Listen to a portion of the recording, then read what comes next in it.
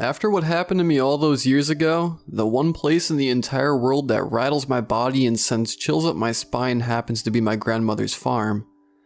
When my parents and I visited my grandma's one-story cottage every 3 years, I was put in the same room. The room and all its velvet blankets and puffy pillows had a cozy vibe to it, along with the rest of the house. But at nighttime, the large window in front of the bed painted a picture of the unsettling wilderness outside, which didn't soothe my vibrant imagination.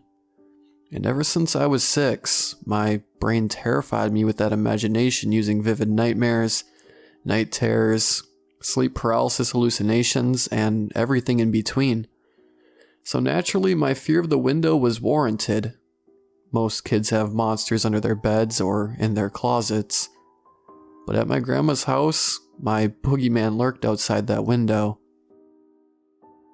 The first time I ever saw it was at 2 in the morning, and my rapid hyperventilation was the only thing stopping me from squealing in panic. The creature, which I assumed was a figment of my imagination, was at the edge of the woods staring at the window. It was a goat standing on 2 legs, its body shape a furry caricature of a human's, and its claws dangling around its thighs. I slammed my eyes shut and shielded me with my soft blankets, waiting for the thing to evaporate from my imagination. As you can guess, I was dog-tired by the time I woke up. That morning, while my parents were at the town's Walmart, and I was trying to forget last night's experience, I had a pleasant and lighthearted conversation with Grandma. We loved to talk, and we had a special type of chemistry that transcended our generational differences. Curious about her farm, I wanted to know all about her animals. "Well, we have all sorts of animals," she said with a toothy grin. "I have chickens, peacocks, pheasants, mules, sheep, hogs, ducks, horses, ponies. I'll allow any animal on this farm besides goats." "Goats?" I asked, recalling the form outside my window. "Why don't you like goats? I mean, can't you milk them and make cheese?" Grandma's face darkened, and she stroked her fingers through her gray hair as her eyes stared into space.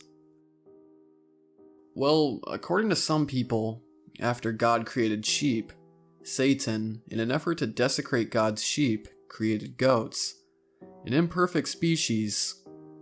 God, wrathful after Satan disgraced his sheep, created wolves to eat goats. In a massive tantrum of rage, the devil bit the tails off the goats, marking them as an unholy species." With a quizzical and hard-to-decipher face, she said, "I thought you would have seen it by now. Haven't you?" I knew what she was talking about in an instant, and it seemed I would burst into a fit of scared shrieking and crying at the thought of my grandmother confirming the thing outside my window was real. I tried to rationalize the situation, thinking the goat-like creature was just a dream and what my grandma said was unrelated. But at the sight of my distress, my grandmother destroyed that idea with the opening of her mouth. "It won't hurt you if you stay inside at night. There's nothing to worry about." It was supposed to be a comforting statement, but a double confirmation of one of my mythical boogeymen not being mythical shuddered me. Grandma pretended to forget the conversation, never speaking of it for the rest of the trip. That night, I decided to sleep in my parents' room, where the bed faced away from the window. But I swear I heard a glassy tapping from behind me. Luckily for my sanity, my parents and I left the farm the next day, leaving behind the rural forests and fields of Maryland. But 3 years after the initial incident, after blocking the creature from my memory, I saw it a second time at 11 at night. I'd been snoozing on Grandma's couch to the sound of the TV when a reporter shouting "breaking news" jolted me awake, my eyes initially darting around the room and my brain adjusting to consciousness. I gaped at the creature hunched over in front of the living room window. The half-goat sprang from the window and ran into the distance on its 2 legs. I slapped myself, saying, "Snap out of it, snap out of it." but nothing could stop the memories of the creature, and what my grandma said about it from hurtling out of the darkest pit of my mind. I paced around the room, with adrenaline flooding my arteries, wanting to flee but not knowing where to go. With a few sleeping pills, however, I willed myself to sleep with the living room curtains drawn. The morning after, I found a note on the kitchen table. My parents were shopping, and Grandma was at a doctor's appointment. I was alone in the house, and with undaunted intent to find out what was going on, I plugged in my grandmother's outdated Macintosh for a bit of research. "Half goats, half man," I typed, which brought up a Wikipedia page of satires and fawns. Not exactly what I was looking for. "Goat creature in Maryland," I corrected. And as soon as I searched that, Google presented me with another Wikipedia page. This one on a creature known as the Goat Man of Maryland. This was precisely what I was looking for, and I proceeded to peruse the page. The Goat Man of Maryland is a legendary half-goat, half-human creature that has the head and hindquarters of a goat and the body of a human. The page went on to explain how local Marylanders suspect the Goat Man is either a failed gene-mixing science experiment or a demonic spawn of Satan, as Grandma insinuated. Getting worked up in the midst of my research, I had two primary suspects as to who created the creature: the Henry A. Wallace Beltsville Agricultural Research Center, which wasn't far from the farm, and the Satanic Temple, which had a goat person called the Baphomet as its symbol. However, I had to rule out both of these candidates, since the Beltsville Research Center never did any genetic experiments on goats, and the Satanic Temple was an atheist organization that didn't believe in Satan. This left me to continue wondering what the hell this thing was. For the rest of the week, I saw it every single night. While I tried to fall asleep in my room, it would be staggering around the clearing outside my window.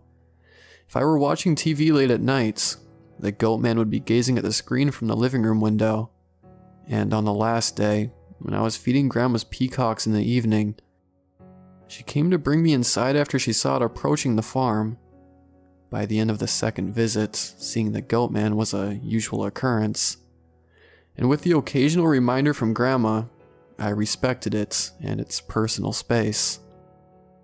3 years later, however, my third visit to Grandma's ranch showed me what happened when you didn't honor the Goat Man's boundaries. On the local news, there was one headline stirring up the rustic community: 10 professional boar hunters killed in animal attack. My parents thought it was horrible, but Grandma and I shot each other looks of shared knowledge. The next morning, the paper arrived at the farm, where the hunting tragedy made the front page. Yesterday evening, police found 10 renowned hunters, mutilated to death by a wild animal. The hunters' AR-15 magazines were completely full upon death, and local authorities are stumped as to how none of them could have gotten a shot off. My parents, who had no knowledge of the Goat Man, had no idea what caused the attack, and were as ignorant as the confounded investigators. So I had to ask Grandma why my parents hadn't seen it yet. "Well," she said, "the creature only appears to those who interest it. It's apathetic towards some, including your parents, empathetic towards others, like it is with us. But it also shows antipathy towards particular people, such as those hunters who didn't respect its turf. You have to understand it can change its views on people. I have scars from when I was a girl, but after it got used to me, it stopped. My parents, who were your great-grandparents, were demoted to the low end of the thing's opinions. Their passing and my survival go to show how unpredictable it can be." I was shaking and, shall I say, more than freaked out by that. The thing had attacked Grandma when she was young, and it seemed like the Goat Man could change its opinion of me in the blink of an eye. For all I knew, it swapped its views of people like a teenage girl changes clothes. It had seemed like I'd developed an affinity with the creature during my last visit by seeing it all the time and watching TV with it. And not once did I go outside in the night. When it was in charge of the farm, I'd respected it. Could it really forget all that? Or was I reading into Grandma's statements more than I should have? In the visits following that year, I read news articles about mutilated hikers, missing campers, and farm animals turning up dead. The goat man was getting more aggressive. One time, the creature looked right into my soul with its black, empty eyes, and for the first time since my initial viewing of it, my body succumbed to unimaginable dread. The more violent the news stories became, the more my relationship with it deteriorated, and I could sense the same thing happening to Grandma. She was buying up more curtains for the house, acquired a better lock for the door, and went to a shooting range to learn how to use a shotgun. It came to the point where I tried to appease the creature by leaving pig food in the field for it to eat. But instead, it snatched one of the hogs from the pig pen and ran into the woods. On the last day of that visit, I woke up to the sound of ear-splitting banging on the front door. Grandma was gripping her new shotgun, and with my dad holding a baseball bat, they waited for the intruder to burst through the door.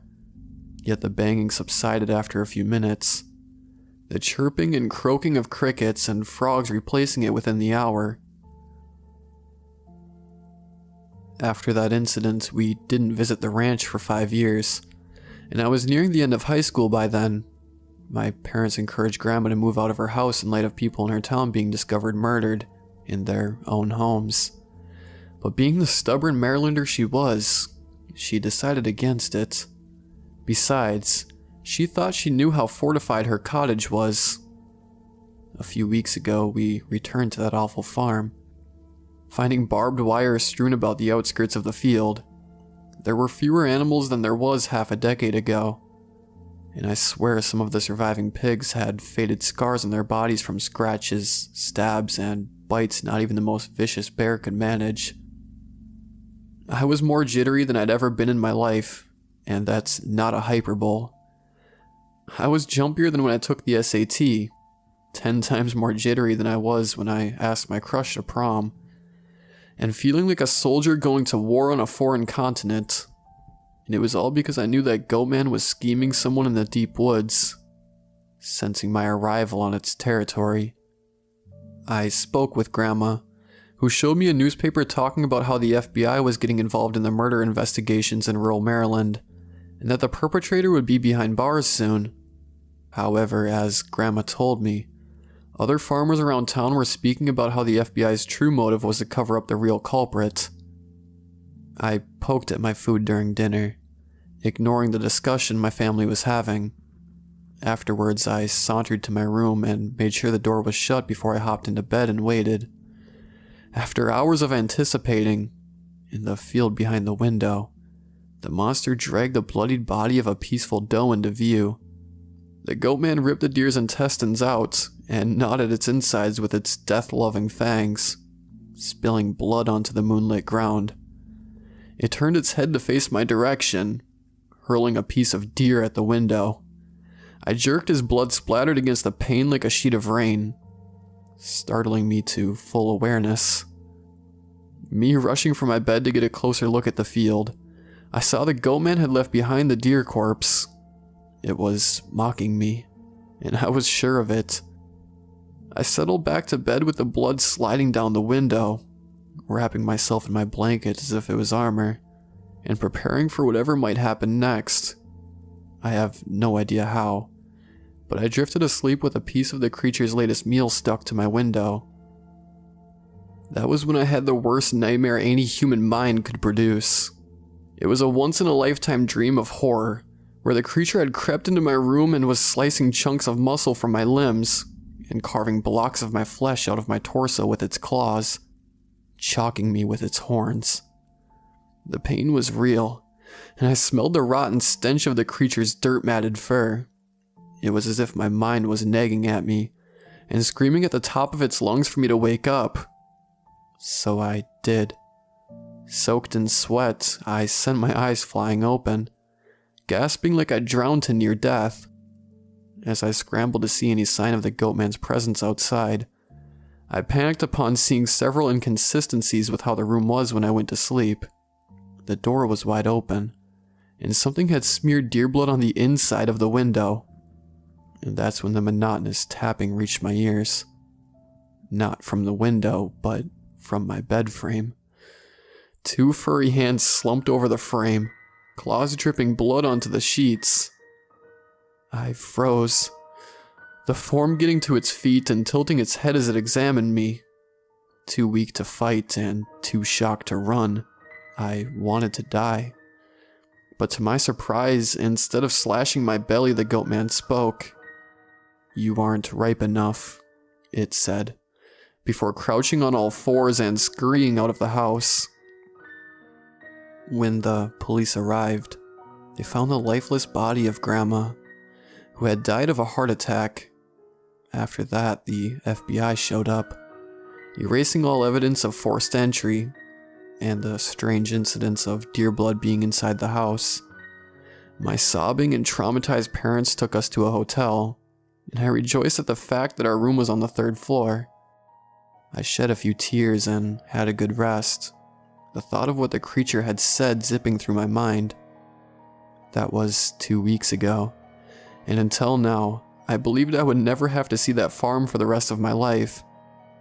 But as it turns out, my grandma had left the farm to me. Not only that, she explicitly stated in her will that I should also inherit her shotgun. I don't want to go back there, but since she died, I feel a weighty guilt dragging me down. My heart desires for me to follow her last wishes, and they involve going back to Maryland with her gun. I'll try getting a priest to bless the farm, or an American Indian elder to perform a smudging ritual. Although I'm skeptical about those ideas working, I don't know when I'll have to return. I just know it has to be soon, or else plenty others will die.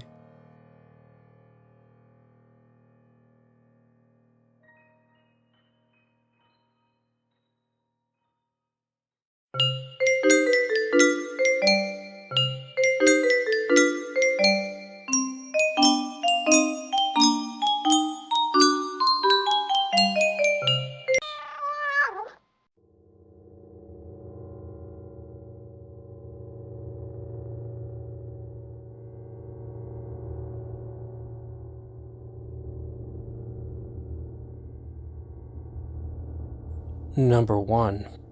Sorry, we don't have that. I wonder how many people listening to these stories remember video stores. I know there are still a few here and there, but I have no idea how they continue to survive. What I do know is most of them are gone, and that when I used to work at one, I found them to be a really creepy place to be at night. For some stupid reason, before Blockbuster closed, they thought it would be a good idea to stay open until 2 a.m. in the summer, because apparently people just get cravings to rent movies in the middle of the night, and we had to be there to fulfill that need. Yeah, it made no sense. What it did make was for grouchy employees, sitting around in empty stores, jumping at every little noise because you could never tell if there was someone hiding behind those tall shelves.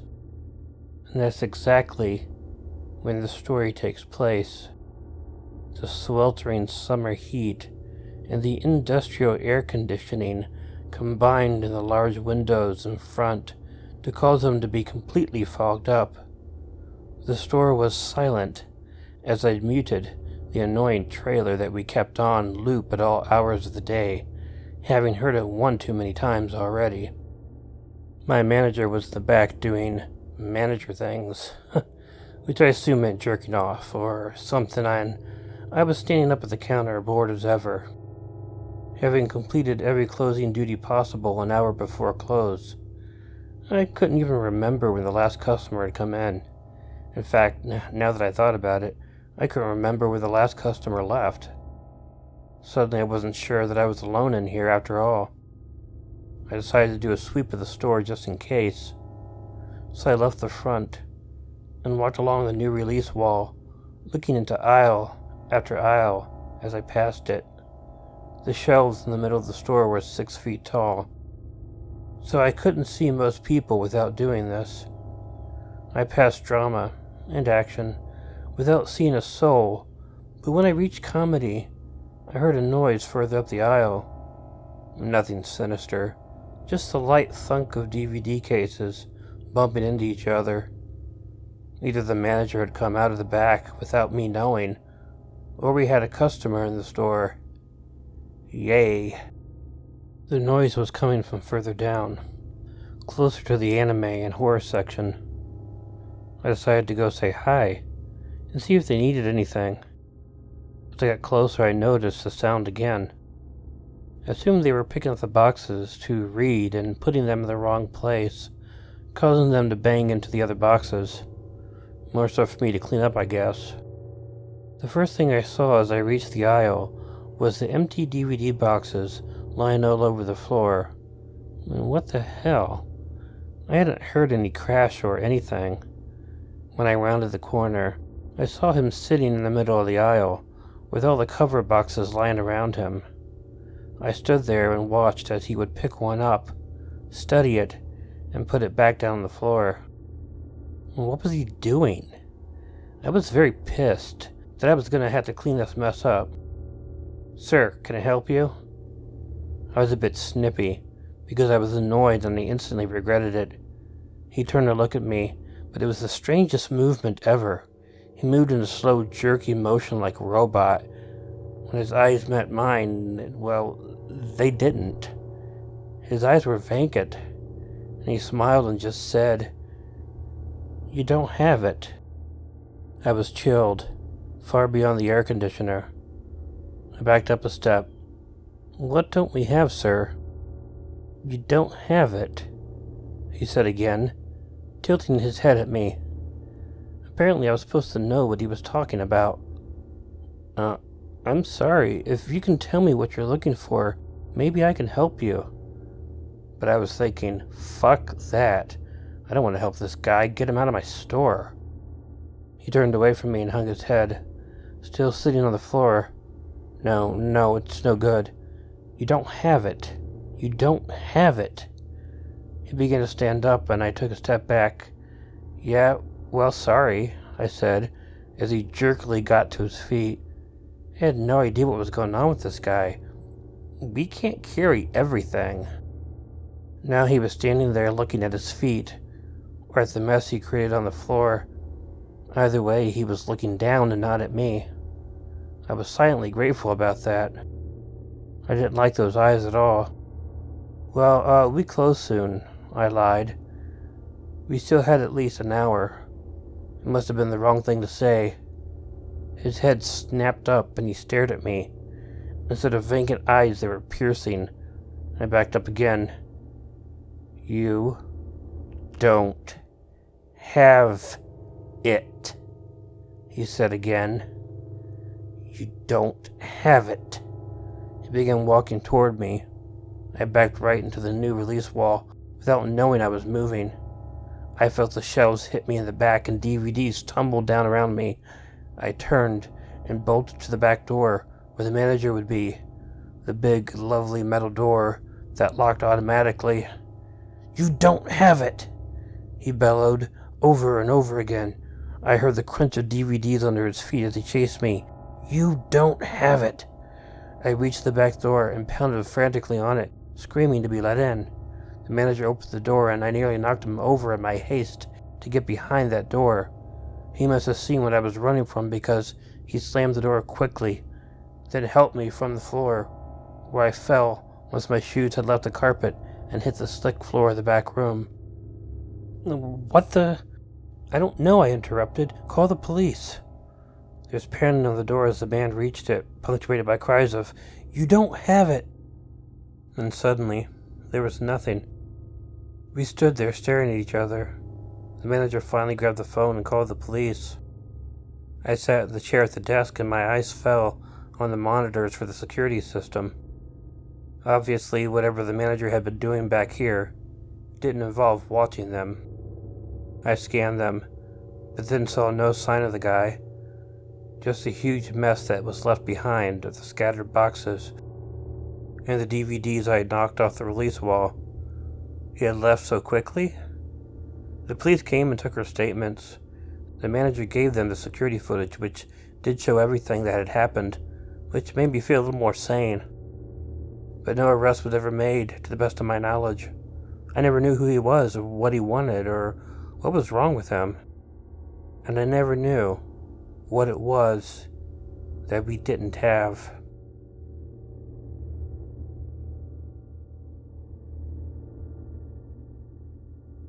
Number 2. Night shift. It began with a phone call. There were still 20 minutes to closing time, and I was alone. One of the benefits of being a manager in a fast food burger chain, when the budget cuts force you to break the always 2 employees in the building rule. I hadn't seen a customer in an hour, and I was counting the minutes until I could lock the doors. I'd already finished most of the closing duties that could be done while we were open, and I was sure I could be out in 10 minutes after close if we didn't get anybody else to come in. My heart dropped when I heard the phone ring. I knew it was going to be a customer asking when we closed so they could sneak in at 5 till and give me the most complicated order they could think of to ensure I didn't make it home until a good hour after I'd planned. I took a deep breath and slipped into customer service mode. Picking up the receiver, I rattled off the expected greeting and waited for the inevitable question. It sounded like one of those rubber horns they use to put on bikes. Hello? Realizing I was being pranked, I rolled my eyes and hung up the phone. At least it wasn't a customer intent on ruining my night. I checked my watch. 15 minutes to go. I walked into the back to check that everything that could be turned off had been, when my eye caught movement at the drive-thru window. When I turned to look, and there at the window was a clown. A clown was standing outside the drive-thru window staring at me. I shook off my surprise. I can't serve you through the drive-thru without a car. Please come in the front. He continued to stare and didn't respond. His bright red nose was practically touching the glass. The front, please, I repeated. We have to close soon, though. With a... He stepped away from the window, and I assumed he was going to the front door. Well, this is fucking weird, I thought. I finished what I was doing and went back to the front, but the dining room was empty. No clowns. Maybe they were just screwing around, or maybe they'd changed their mind. I had about 8 minutes to close, and I was not going to worry about some stupid prankster. I stepped into the back again and shut off the music that we piped into the dining room.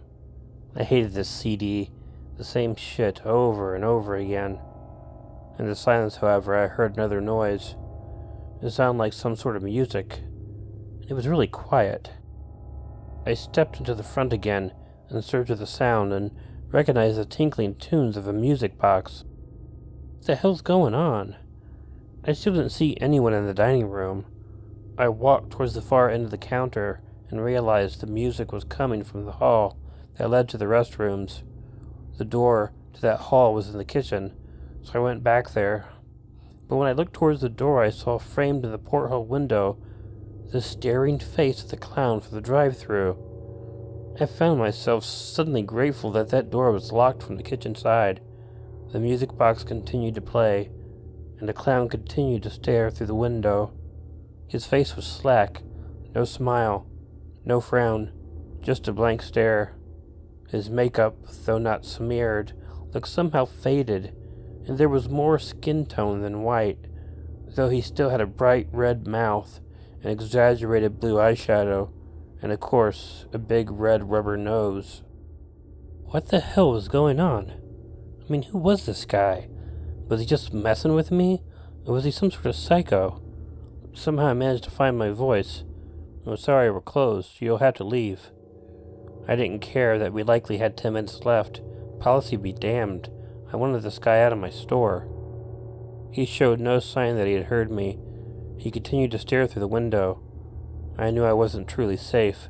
Even though the store was locked, there was nothing keeping this clown from climbing over the front counter and coming right into the kitchen. The back office was the safest place for me to go, and I was pretty certain I could get there before he made it to the front counter, much less over it. But I really didn't want to have to find out. Sir, Please exit the building. We're closed. Come back tomorrow. I expected nothing, but to my surprise he moved. He lifted a small rubber horn to the window and squeezed it slowly, then turned and left the window. I bolted to the back room, my rubber-soled shoes squeaking on the slick floor. As soon as I reached the office, I slammed the door. It was a large, heavy metal door designed to protect from robberies. Even though it locked automatically, I double-checked it to be sure and ran to the desk. I grabbed the phone and quickly dialed 911. And they probably thought I was crazy or full of shit. A clown was in the restaurant, and their squeaks were scary. It sounded silly, but it didn't matter. They were coming anyway. While I waited, I listened to the silence around me. Was he still out there? Had he left? Was he stealing from the till? Not that I cared if he did. I was just happy I didn't hear pounding or scratching at the door. Nothing to indicate that this creepy bastard was trying to get to me. But maybe that was his game. Maybe he was just patiently waiting for me to come back out. I imagined him standing just feet away on the other side of the door, waiting for me to open it to see if he was still there. I listened hard for the sound of the honking horn or the music box, but I heard nothing.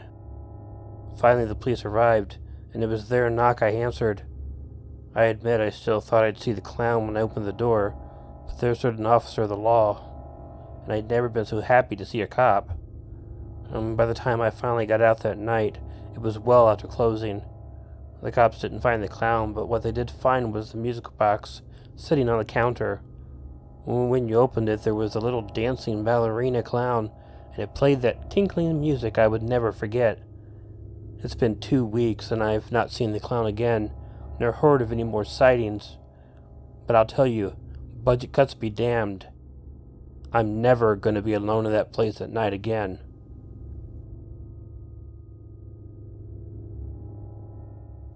Number 3. Always lock your phone. This actually happened some time ago.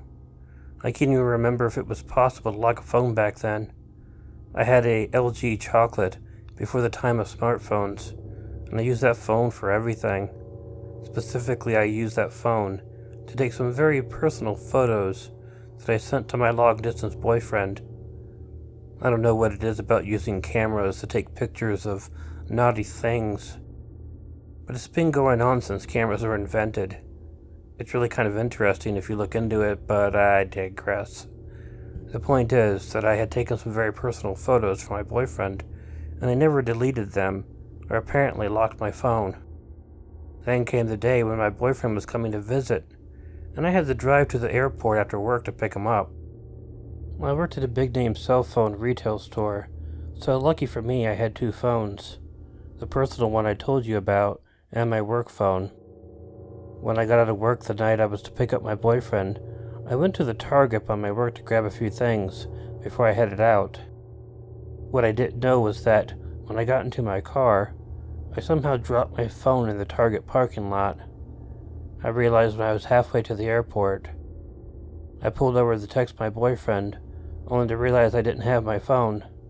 Luckily I had my work phone, which I used to call my chocolate.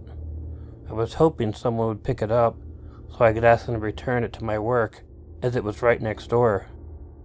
3 times I called and it rang until it went into voicemail. On the 4th ring, however, I got an answer. Hello? It was a male voice. I was thrilled to hear it.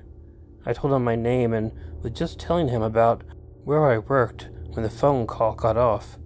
Frustrated, I called back, but it went straight to voicemail. The battery had died. I would have to hope that the man who found the phone would charge it and call back. Until then, there was nothing I could do, so I used my work phone to contact my boyfriend and was off to the airport to pick him up. He was in town for a week, and during that time I heard nothing about my phone. Calling it only ever went to voicemail. I'd also taken the week off, but I did call in to ask if anyone had dropped off my phone, and they had not. A week went by, and my boyfriend eventually went back home, and I went back to work. I had decided that my phone was gone, and I was going to have to replace it. I had insurance, so it wasn't going to be a problem, but I still felt a loss. But before I put in the claim, I received a call on my work phone. It was my chocolate. Excited, I answered the phone. Yes, you found my phone? You work at the phone store in the Target parking lot, right? Yes, could you please bring me my phone? I've seen you. I'm in there all the time. I'd be happy to bring you your phone. He seemed like a nice guy, perfectly pleasant. I was about to ask when he thought he might come in, when he said, "You have some very lovely pictures on your phone." A flush of embarrassment washed over me as I realized what pictures were on my phone. I hadn't even thought about someone going through the pictures. His voice went hushed, and it gave me a chill. I really like seeing so much of you. I'd like to see it in person.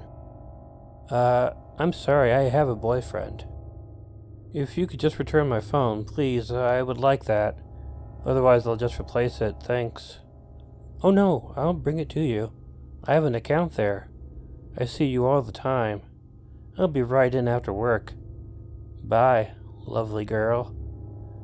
The call disconnected, and I had no idea what to think. I stood there with my phone to my ear, frozen for a moment before I finally put it away. Whatever.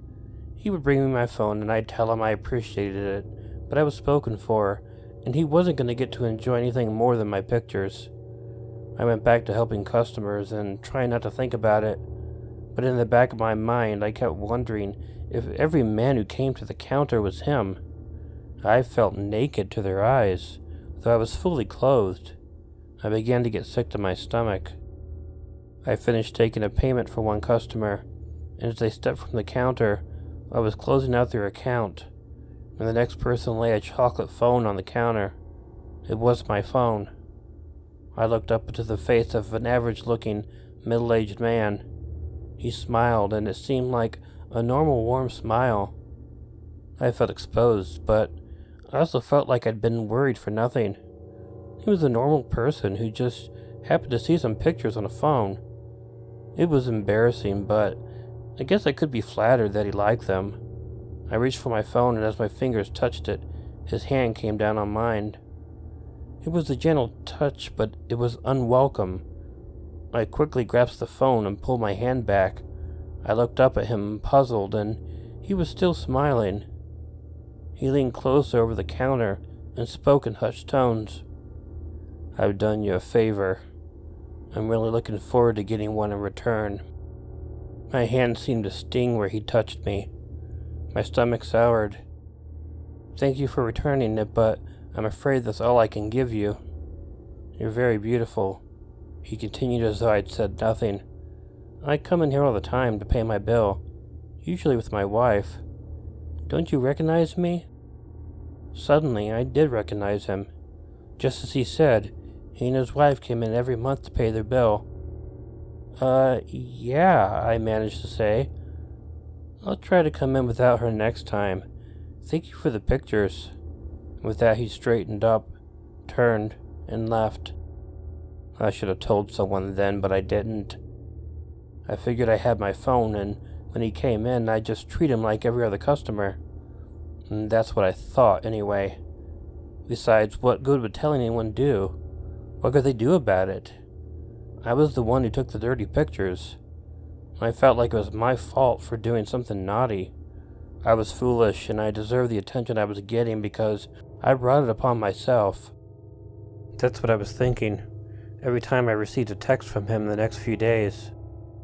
The first one was just, "You're so beautiful.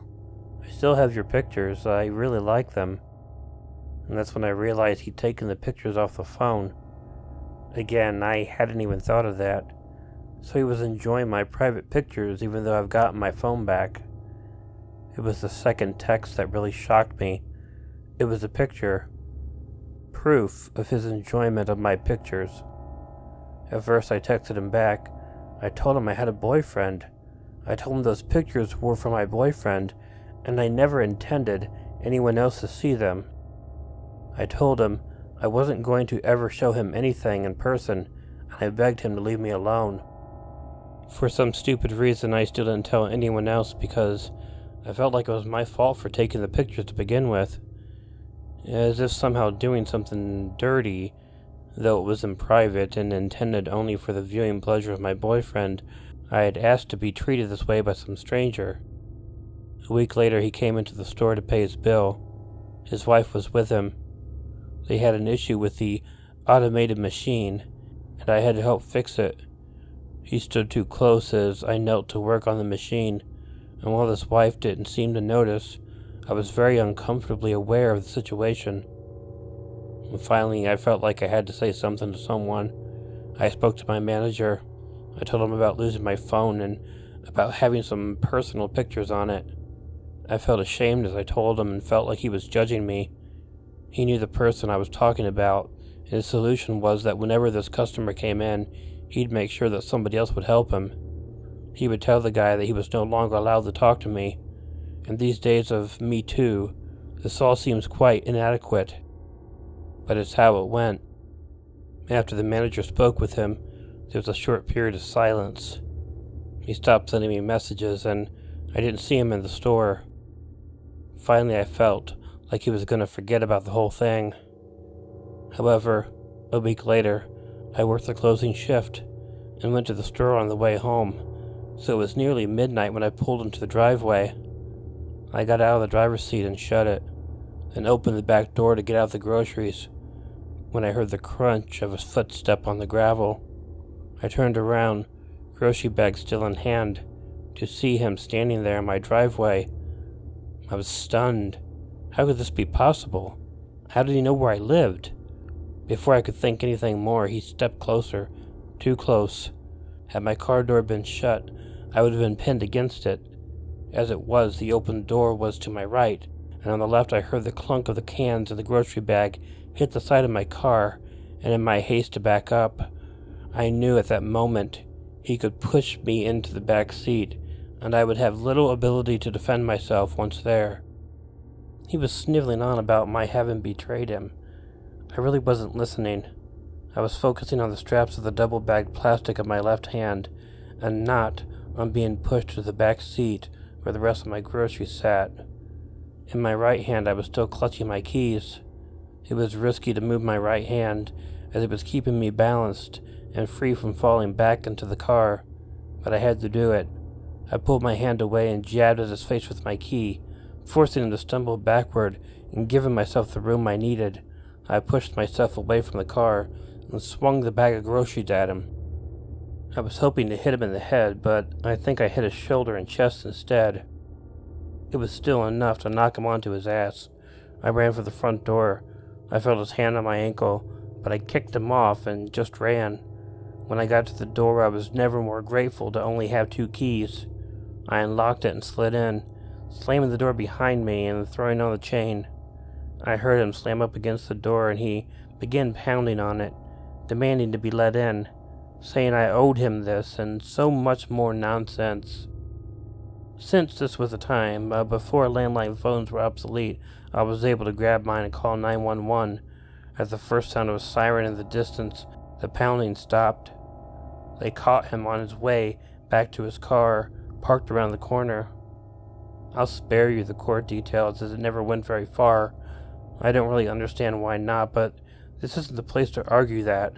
But what I do know is that a month later his wife came into the store to pay her bill by herself and remove her now ex from the account. And no matter how annoying it is to have to unlock my phone every time I want to use it, I always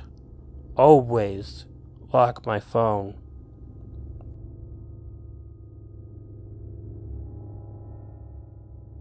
Hey all, Killer Orange Cat here. If you like this video, please let me know by hitting the like button. If you're not already subscribed to Killer Orange Cat, feel free to click the subscribe button and the bell below, or wait for the icon of Ichigo Cat that will appear at the end of this closing. Leave me a comment, and share the video with someone you think might enjoy it. If you have an original story you'd like narrated on Killer Orange Cat, please email it to the address included in the description. But most importantly, don't forget to make sure to check in your closet and check under your bed, because you never know where a killer orange cat might be hiding. Good night.